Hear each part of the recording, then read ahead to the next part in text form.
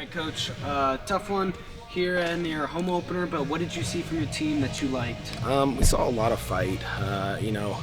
Leading up to the start of the season, you have eight new faces in the lineup. It's like one of those deals that I was kind of second guessing myself last night. Like, why did I schedule the number 2 team in the country to open up the season?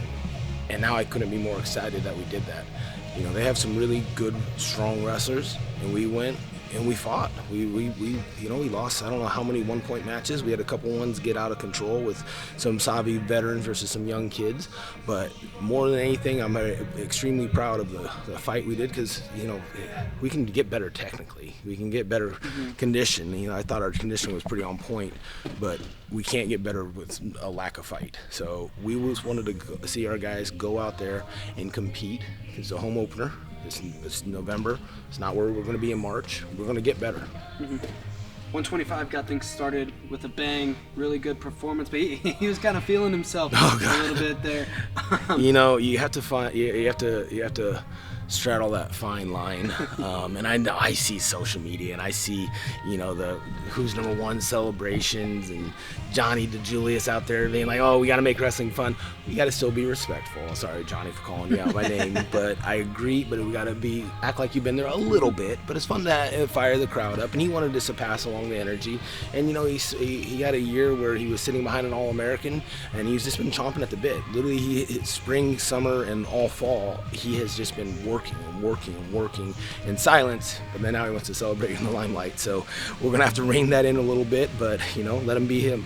I think part of that was the loud crowd there tonight. Were you happy with the turnout in the crowd tonight? Yeah, we really were hoping to push to the sellout, and my associate AD, he really put it in perspective. He's like, Chris, 6,000 isn't enough for you now? I'm like, no, it's not. I'm greedy. But we have to keep in mind we're putting 6,000 people pretty consistently in the Gill Coliseum. And, we have another big crowd coming for Oklahoma State. We tried new things. The weather didn't cooperate with our outside tailgating. But, I think that's just wrestling needs. We just need to keep trying new things, pushing the envelope, looking for other revenue streams to keep building, getting that excitement. I've got to find out how the beer garden went inside, for good or bad. I'm sure I'll hear about that in our recap meeting tomorrow. 197, Trey led most of the match, and then got run down at the end. How does he reverse that result? It's on him and it's on me. I think that he could have easily started the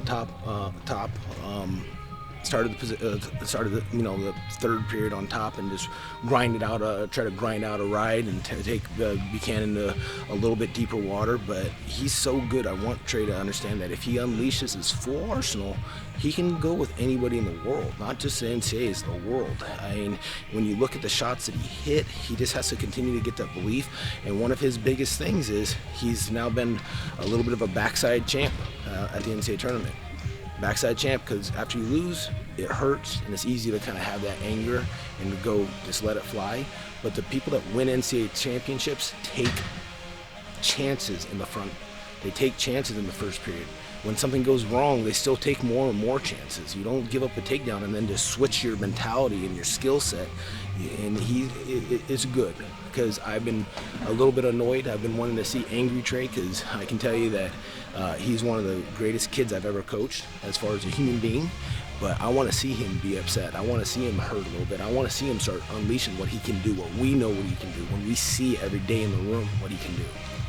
There were some matches on paper that maybe weren't supposed to be close. I'm kind of thinking about 41 and 285, where your guys fought and gave themselves a chance. Nash dominated the match. It's one of the things. He got to the last 30 seconds, and you really watch it, and you go back and you watch it.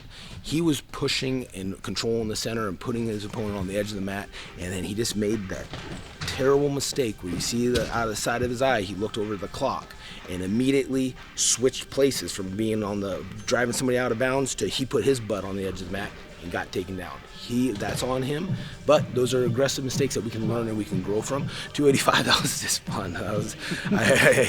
It's just a heartbreaker. I had the leg up, single leg up in the air, but against a world silver medalist. Bauer was 197 pounder and moved up to 285.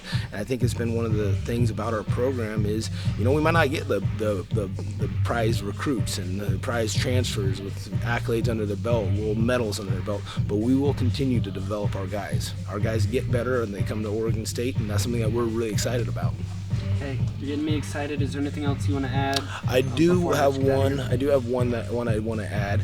I think the University of Iowa, and especially Tom Brands, sometimes people don't know the whole story behind the story with those guys, and I can tell you something for Tom. The first time I met Tom was like 1997, Medford, Oregon. Came to a University of Iowa camp.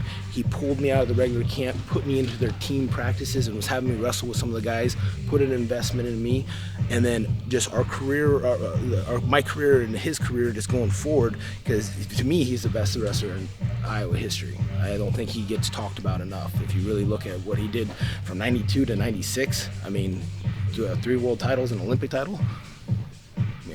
People forget about that. He stopped in 96. He didn't compete for 15 years.